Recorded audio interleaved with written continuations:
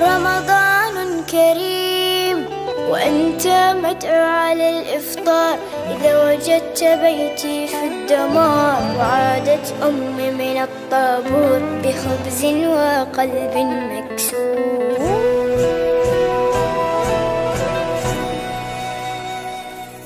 وأذنت مساجد ورنت الكنائس، جيران في الله أبواب بلا حارس، ووصلت مراكب الموت إلى أرض الأحلام دون أن يصبح الأطفال قضية رأي عام. سيدي الرئيس أنا لا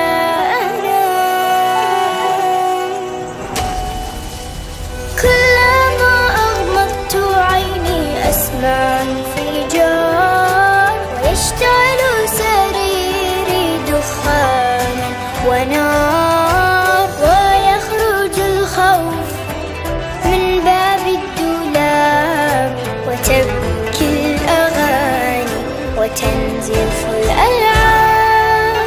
سيدي الرئيس تنزف الألعاب.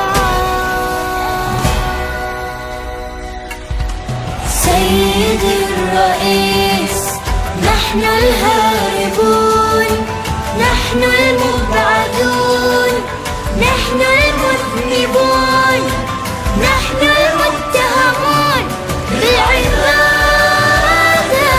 بالعبادة، المحكومون شنقا بالإبادة، الذين قطعت ألسنتنا لأنها نطقت بالشهادة، بالشهادة. سيدي الرئيس سنفطر في القدس عاصمة فلسطين، يكتبها رب